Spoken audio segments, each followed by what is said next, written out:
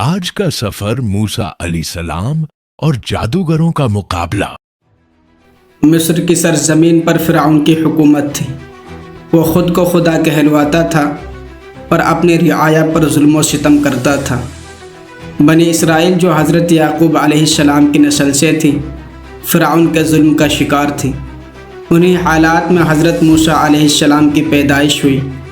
فرعون نے بنی اسرائیل کے بیٹوں کو قتل کرنے کا حکم دے رکھا تھا، مگر اللہ تعالیٰ نے حضرت موسیٰ علیہ السلام کو خاص طریقے سے بچایا۔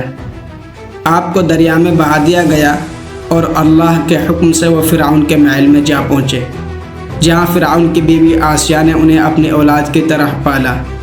وقت گزرتا رہا، حضرت موسیٰ علیہ السلام جوان ہوئے، پھر اللہ تعالیٰ نے آپ کو نبوت عطا کی اور بنی اسرائیل کی رہنمائی کا حکم دیا۔ آپ کو حکم دیا گیا کہ فرعون کے پاس جائیں اور اللہ کا پیغام سنائیں۔ حضرت موسیٰ علیہ السلام اپنے بھائی حضرت ہارون علیہ السلام کے ساتھ فرعون کے دربار میں گئے اور اللہ کا پیغام سنایا۔ اے فرعون، ہم رب العالمین کی طرف سے بھیجے گئے ہیں، بنی اسرائیل کو ہمارے ساتھ جانے دو۔ فرعون نے تکبر سے جواب دیا، کیا ہم نے تمہیں اپنے یہاں بچپن میں نہیں پالا اور تم نے وہ کام کیا تھا، یعنی ایک مصری کو قتل کیا اور پھر تم بھاگ گئے؟ حضرت موسیٰ علیہ السلام نے جواب دیا کہ وہ کام ناچاہتے ہوئے ہوا اور اب وہ اللہ کی طرف سے رسول ہیں۔ فرعون نے مزید سوال کیا، اور یہ اللہ کون ہے؟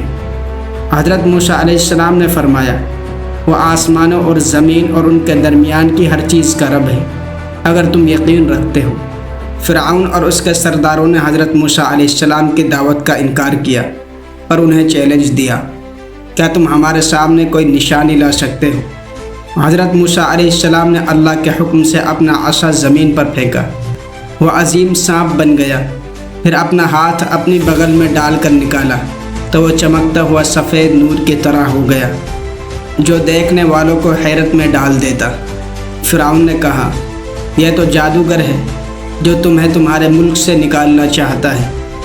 ہمیں چاہیے کہ ہم بھی ایسے ہی جادوگر بلائیں۔ چنانچہ پورے مصر سے بڑے بڑے ماہر جادوگروں کو جمع کیا گیا۔ ان سب کو وعدہ دیا گیا کہ اگر وہ غالب آ گئے تو انہیں عزت، مرتبہ اور مال دیا جائے گا۔ ایک مخصوص دن مقرر کیا گیا تاکہ سب لوگ جمع ہوں اور جادوگروں کا مقابلہ موسیٰ علیہ السلام سے ہو۔ مقررہ دن صبح سویرے لوگوں کو جمع کیا گیا۔ تمام لوگ اس میدان میں آئے جہاں جادوگر فرعون، حضرت موسیٰ علیہ السلام اور حضرت ہارون علیہ السلام موجود تھے۔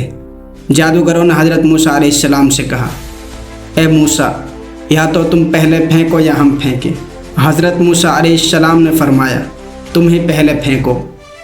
جادوگروں نے اپنی رسیاں اور لاٹھیاں پھینک دی۔ لوگوں کی آنکھوں کو جادو کے ذریعے دھوکہ دیا گیا اور وہ محسوس کرنے لگے کہ رسیاں اور لاٹھیاں سانپ بن کر دوڑ رہی ہیں۔ مجمع میں خوف اور حیرانی کی لہر دوڑ گئی۔ حضرت موسیٰ علیہ السلام کے دل میں گھبراہٹ آئی، مگر اللہ تعالیٰ نے فرمایا، اے موسیٰ، ڈرو نہیں، بے شک تم ہی غالب آؤ گے۔ اللہ کے حکم سے حضرت موسیٰ علیہ السلام نے اپنا عصا پھینکا، وہ ایک عظیم الشان سانپ بن گیا اور جادوگروں کی ساری رسیاں اور لاٹھیاں نکل گیا۔ جب یہ منظر جادوگروں نے دیکھا تو فوراً سجدے میں گر گئے اور اعلان کیا، ہم ایمان لائے رب العالمین پر، اس رب پر جو موسیٰ اور ہارون کا رب ہے۔ فرعون کا چہرہ غصے سے لال ہو گیا، وہ چیخ کر کہنے لگا، کیا تم میری اجازت سے پہلے اس پر ایمان لے آئے؟ ضرور یہ تم سب کی ملی بھگت ہے۔ موسیٰ علیہ السلام تمہارا بڑا ہے، جس نے تمہیں سکھایا۔ اب میں تمہارے ہاتھ اور پاؤں کو مخالف سمت سے کاٹوں گا اور تمہیں سولی پر چڑھاؤں گا۔ مگر جادوگروں نے کامل یقین سے کہا، ہمیں کوئی پرواہ نہیں، ہم تو اپنے رب کی طرف لوٹنے والے ہیں، جو کچھ تو کر سکتا ہے کر لیں۔ یہ جادوگر جو پہلے فرعون کی شان میں جادو کرنے آئے تھے، اللہ کے سچے دین کی روشنی کو دیکھ کر فوراً ایمان لے آئے۔ ان کا دل حق کو پہچان گیا۔ ان کے لیے دنیا کی سزا کچھ معنی نہیں رکھتی تھی۔ ان کے دل میں یہ یقین بیٹھ گیا کہ اصل کامیابی آخرت کی ہے۔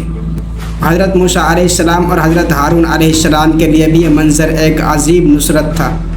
اللہ تعالیٰ نے اس واقعے کے بعد موسیٰ علیہ السلام کو حکم دیا کہ بنی اسرائیل کو لے کر مصر سے نکل جائیں اور ایک نئی داستان کا آغاز کریں۔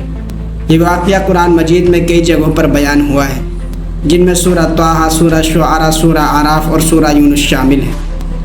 ناظرین اکرام، آج کی ویڈیو میں صرف اتنا ہی۔ انشاءاللہ پھر ملتے ہیں اگلے ویڈیو میں۔